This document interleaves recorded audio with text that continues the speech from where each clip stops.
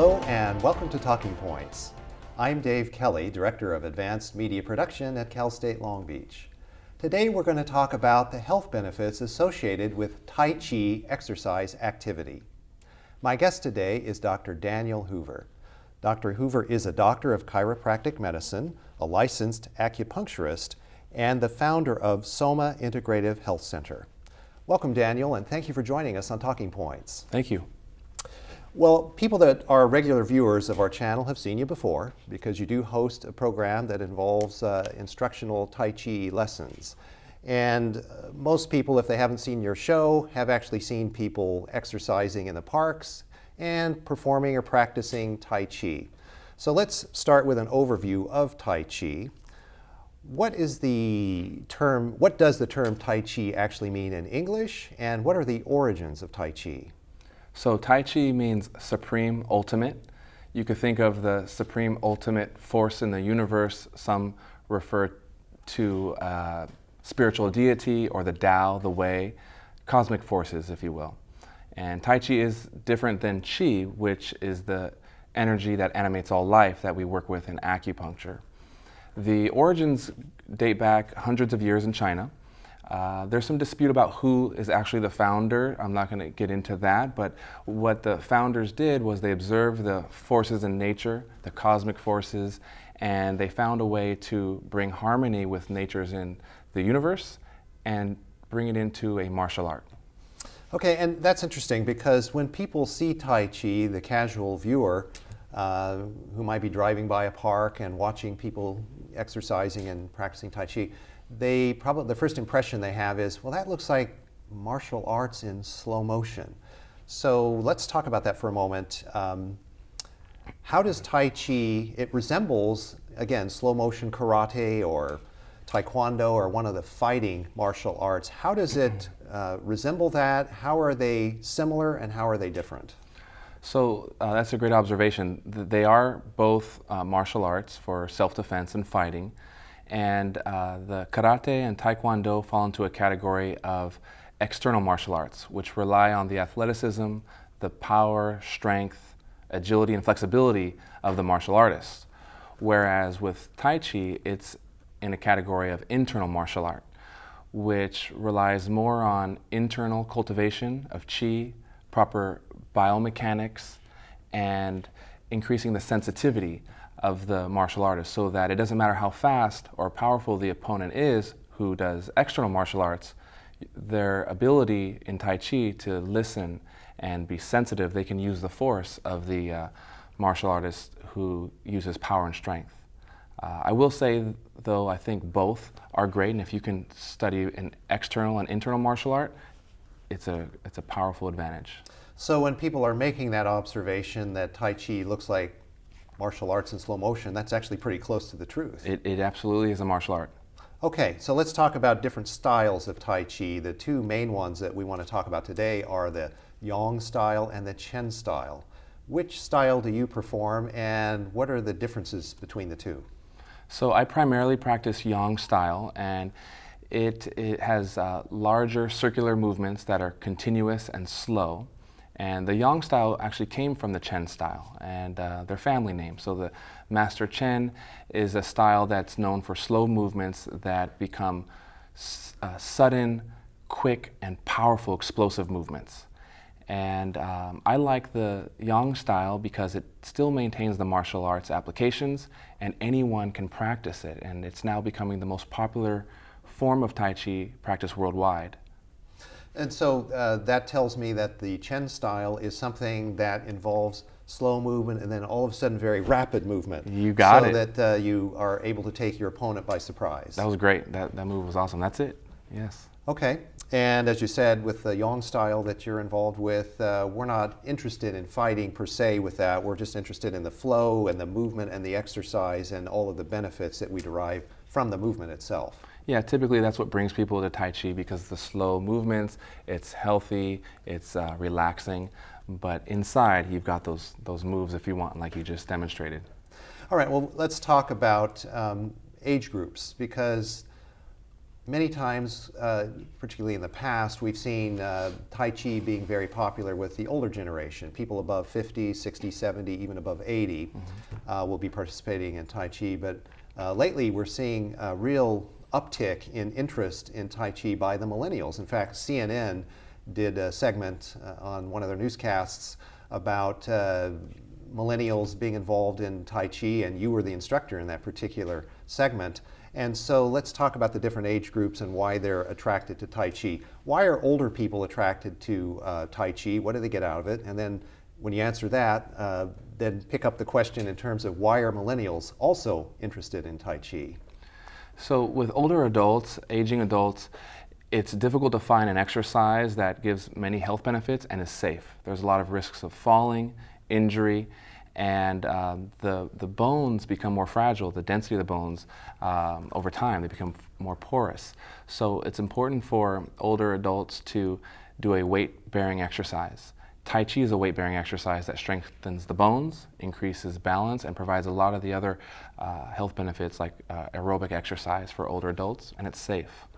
And then if we contrast that with the millennials, millennials really need an outlet, a way to unplug from the technology that they're bombarded with since they were born, really. So Tai Chi is a great way for millennials to slow down. I have found, though, that it is difficult for millennials and Westerners to just stop and meditate. Tai Chi is a moving meditation that is the bridge between going fast and being completely still. And I like that term, moving meditation or meditation in motion.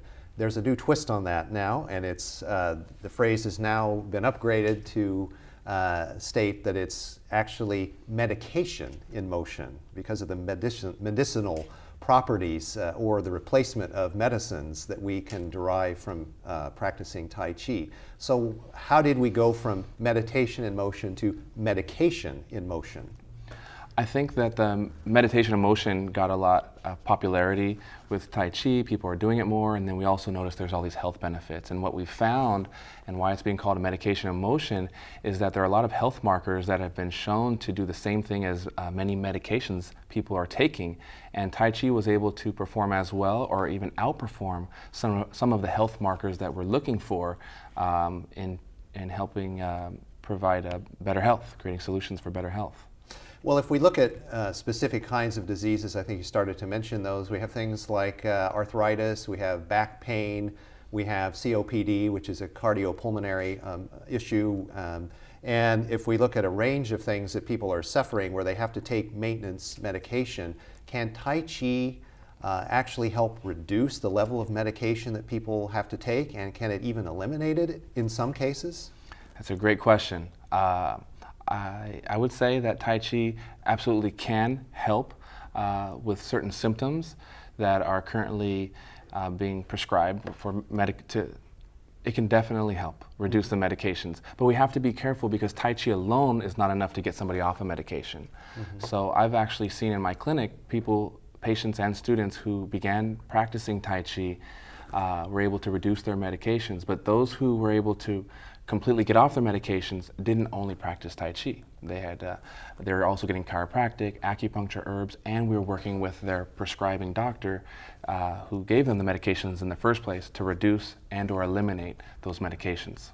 Well, let's talk about some things that you've mentioned already. Bone density, for example. That's a big issue, particularly with older people, but bone density has to be something to be taken into account even for younger people. And I think there are some other issues with posture. There are other issues with, as I mentioned, back pain. Some of that is related to posture, I'm sure.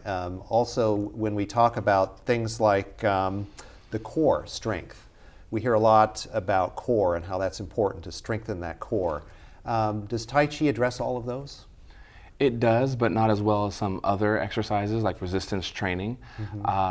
But absolutely, when it comes to the core, Tai Chi helps with at the neuromuscular level, the deep involuntary muscles that attach to the spine and keep us upright and give us good posture.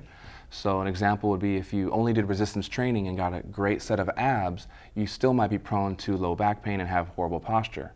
But if you couple that with Tai Chi, you'll have better posture and you'll prevent injury and you'll be able to move more fluidly and be stronger with the resistance training. So I think both. So it's okay to do Tai Chi and resistance training. There's nothing that says you can't incorporate both into a healthy lifestyle. Yeah, just do it, safely and mindfully, and work with a professional, ideally. Yeah, I would say so. All right, let's talk about people that have anxiety and depression. These are more of the sort of psychological problems that people encounter these days. Can Tai Chi help with, again, if we're taking medication because of depression or because of anxiety or things related to that, can the process of practicing Tai Chi help reduce some of the medication needed for altering moods and the so-called pharmacological solution? Yes, it can, and it has. I've actually seen it in my clinic, like I mentioned before, but we don't want to go and say, let me replace, my medication with Tai Chi. You need to work with a professional. What I have seen, though, is those that practice Tai Chi are able to relax their nervous system. The important thing I want to point out, though, is it depends on the root cause, right? It may help someone relax and not be depressed as often, but unless they address the root cause of why the person is depressed or have anxiety or post-traumatic stress disorder, Tai Chi is only going to put in a little dent in the recovery process. And you've mentioned this already a couple of times, but we do want to stipulate to our audience that we're not suggesting that if you take a couple of sessions of Tai Chi, you can casually toss aside all of your medicines. And every medical condition should be analyzed and examined by a medical professional, and that it has to be incorporated into, as you say, an integrative kind of lifestyle. So Tai Chi can help on many different fronts, but it's not a cure-all for everything that ails people. Right. Okay, and so Daniel, when we talk about the ways that Tai Chi have been incorporated into healthcare, particularly in your center, we only have about a minute before the break. I want you to talk for a moment about the examination process when someone comes in with a particular problem. What's the diagnostic process like when you determine what is the problem, and how and why and where would you insert Tai Chi as a regimen that could be helpful? We start off with a thorough medical history. We do an examination. We'll take x-rays if needed. If we need blood work or MRIs, further diagnostics, we will. And if there's a musculoskeletal condition or a nerve condition, almost every time we add in a physiotherapy component. And Tai Chi falls into the class of physiotherapy because it's safe, there's a progression, it helps with balance, it helps calm the nervous system, it does so many things. So we include Tai Chi into our clinic in the physiotherapy department. Okay, and on that note, we will have to go to the break. When we come back from the break, we'll talk about acupuncture and meridians and Qi, the universal life force. Stay tuned.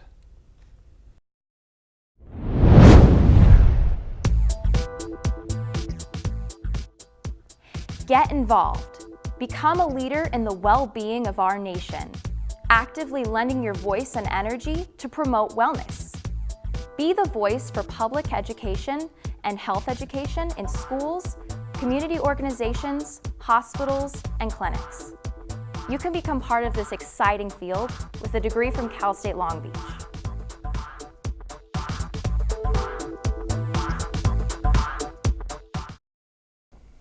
Welcome back to Talking Points. I'm Dave Kelly, and my guest today is Dr. Daniel Hoover. And Daniel, we're talking about Tai Chi and integrative health, and that also includes acupuncture. So we're going to talk about acupuncture in a moment, but first I want to talk about Chinese medicine and traditional Chinese medicine and the theory of the universal life force, which is known as Qi. Now, this is a different Qi from the Tai Chi that we've been talking about earlier. The Qi we're talking about is spelled Qi, but it's pronounced Qi. Tell us a little bit about the traditional Chinese medicine and the theory of the universal life force and how it flows through all of us. So what we've observed in just about every system of medicine is that our health is directly proportional to the free flow of either the blood in the circulatory system, the transmission of nerve impulses throughout the body, and Qi. And traditionally, Qi was the main thing that they noticed. The unobstructed flow of Qi, injuries will heal more quickly. Mm-hmm. And so when we talk about chi and the life force, we're really talking about energy, Yeah. energy flowing through us, and because energy is constantly flowing in nature, and we're part of nature, so we're part of the plan as well. And so when we talk about energy flow, then we start to talk about what are referred to as meridians. And what are meridians, and how does the energy flow through those meridians? So you can think of meridians as the channels through which chi flows, just like the circulatory system. Blood flows through the arteries and veins, just like the nervous system. There's nerve impulses that travel along the nerves. Now, we aren't able to measure the meridians or chi with modern technology, but it's the same concept. And these meridians flow in a parallel vertical fashion along the body, all except one meridian that goes horizontally. Mm-hmm. And when we talked about this earlier, we talked about the fact that we can't really see chi per se, but it's sort of like radio broadcasting or television broadcasting, where we know we have electromagnetic energy, we can capture that, we can utilize it, we can broadcast it, we can receive it, and we can utilize it, even though you can't look out into the air and see radio waves or television waves, but it's there and it's broadcasting and flowing. So it's kind of similar to that in a way? Absolutely, it's a great analogy. I usually just say you can't see the air, but you can experience the wind. Your analogy is great. I think I'm going to borrow that if that's all right. Absolutely. Okay. Feel free to use it. Okay. Okay, so when we talk about these meridians, and acupuncture comes into the picture now, so you're dealing with meridians when you're doing acupuncture. So for those of us, or those in the audience that are not familiar with acupuncture and how it actually works, how does it work, and how does it incorporate the meridian theory into the practice? So along those meridians are acupuncture points, and you could think of the acupuncture points as like wells that are connected to an underground river, and that river is chi. And so we identify those acupuncture points and we'll stimulate them with an acupuncture needle, which is very thin. Most of them are as thin as a hair.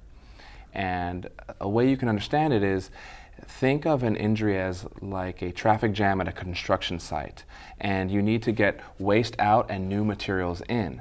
And so the acupuncture needles, when properly placed and prescribed, will act like the traffic controller to help move the chi and the circulation in and out so things can heal more quickly. Mm-hmm.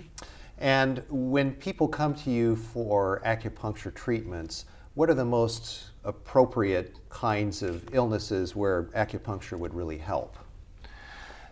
That's a really big question. There's so many things. In our scope of practice as acupuncturists, every disease known to humans can be addressed and treated with acupuncture.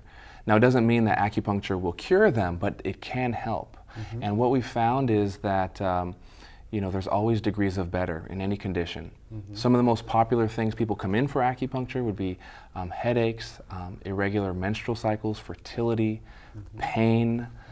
Mm-hmm. There's just so many, indigestion. Mm-hmm. So it sounds to me like maybe we're looking at, from a Western medicine standpoint, we're looking at maybe blood flow and the nervous system and the connectivity between blood flow, nervous system, and things related to that. Is that part of it? Yeah, it's kind of like that. You just think that where is there an imbalance? There might be an excess or deficiency in one area. So if you have a headache, you either dehydrated and there's not enough blood flow, or things are tight and restricted. So how can we increase the blood flow? How can we get movement that's going to balance the blood flow and the tension and tightness in the neck and shoulders and the head with the rest of the body would be an example. Okay, all right, and so let's move on to Tai Chi again and exercise with Tai Chi. Now, some people might be saying, well, what about the risk of injury with Tai Chi, especially if you're a beginner and you haven't done this before? What do people need to be aware of when they start the practice of Tai Chi, and whether it might cause some injury? So there's very few risks with Tai Chi practice, even for beginners. The main thing would be falling. What I found is that you need to make sure that you're practicing on a level surface. Oftentimes Tai Chi's practice in parks where the ground can be uneven, little holes in the ground. New students should be aware of not overextending themselves. So you want good body mechanics. You don't want your knee to be outstretched over your toes. Little things like that. In my many years of practicing and teaching Tai Chi, I've only seen one injury. and that was somebody who was practicing barefoot and they got stung by a bee. Hardly to be blamed on Tai Chi. Right, so yeah. Okay, well, what about people that say, well, I'm just not very limber. In fact, I'm really stiff and, I don't have much range of movement, and so I'll just sit on the couch and watch TV. What would you say to someone like that? Well, it depends on what's on the TV, but after that show is over, I would say get up. Our body's designed to adapt, and there's always degrees of better. So there's a principle in physiology that I love. It's the SAID principle, S-A-I-D, and it says that the body will make specific adaptations to impose demands. So if I'm stiff, but I start imposing these demands on my body has to adapt. It's designed that way to start loosening up. So with time, they will loosen up. It just depends on where their starting point is, and they just keep moving in a better direction.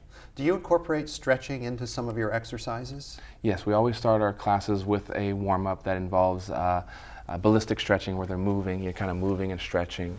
But we don't do static stretching where they're just still and staying like that. We want the flow, we want the blood moving. But yes, it is important to warm up, and that will also prevent injury with Tai Chi practice. You do Tai Chi classes in the park on Sunday, and it's free. That's right. And it's in the morning, so that morning seems to be the opportune time to do Tai Chi. Why is that? I think it primes the pump. It gets things moving. You're talking about people who are stiff. We're most stiff in the morning, so it's a great way to just get the body up, going and moving. And every day I've practiced Tai Chi in the morning was a great day. Mm-hmm. And what about the time of the year? People that have arthritis will tell us that I don't like winter and late fall because it gets colder out and it affects my joints. Do you encounter that periodically? Absolutely, and it's part of traditional Chinese medicine. The fall season's the dry season, joints become more stiff and achy. So all the more reason, if you're not practicing Tai Chi already, in fall and winter, that's a great time to get up and get moving. Mm-hmm. And do your patients say, wow, I'm feeling more stiff than usual today? Does that come up, and what do you tell them? Yes, it comes up, and we actually use that as an outcome measure. So we'll compare season to season. If they are feeling better in the fall or winter than they did the last year, that's a great measure to show that they actually have improved quite a bit. Mm-hmm. A lot of people go to the gym, spend a lot of money with the resistance techniques and resistance equipment that they have at the gym. A lot of people spend time on the treadmill, or they do a lot of jogging for the cardiovascular and aerobic fitness. Does Tai Chi give us aerobic fitness, and is it enough for the average person, or should it be complemented with long walks or rigorous walks or even some jogging? What's your thought about that? I think alone or with jogging or walking are true. It just depends. Harvard came out with the top 5, Harvard medical publications came out with the top 5 exercises anyone could ever do. And Tai Chi is number 2 because it has so many benefits, just like aerobic benefits. So absolutely. If you need a little bit more rigorous exercise, then yes, jog.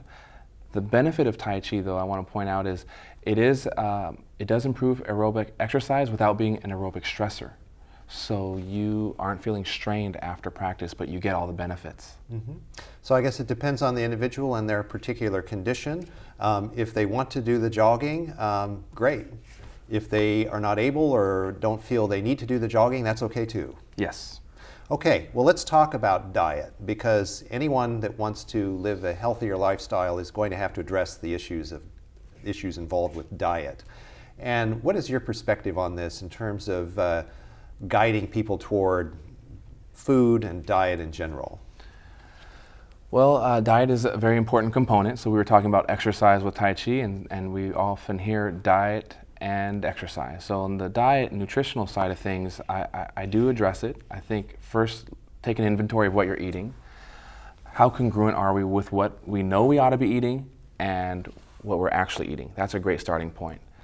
We want to make sure that we're eating nutrient-dense foods. We want to, a lot of the foods we get today are more toxic than before. They don't have as much nutrients. There's pesticides, there's a lot of antibiotics, things like that. So I recommend organic foods.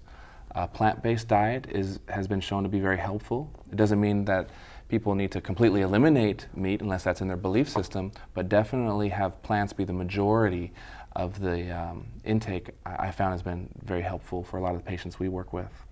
I know that a few years ago we were talking about the macrobiotic diet from Asia that involved a little bit of meat, a little bit of vegetable, a little bit of rice, sort of you put it all together, and it's moderation, I guess, of various kinds of foods. Is that a good way to go?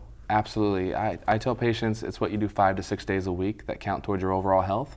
So, you can have something out of that and enjoy, but you don't want that to be the standard. So have your default food be what we're talking about, that balance, maybe a macrobiotic diet, maybe a plant-based diet, maybe the Mediterranean diet, but something that makes sense, has been time tested.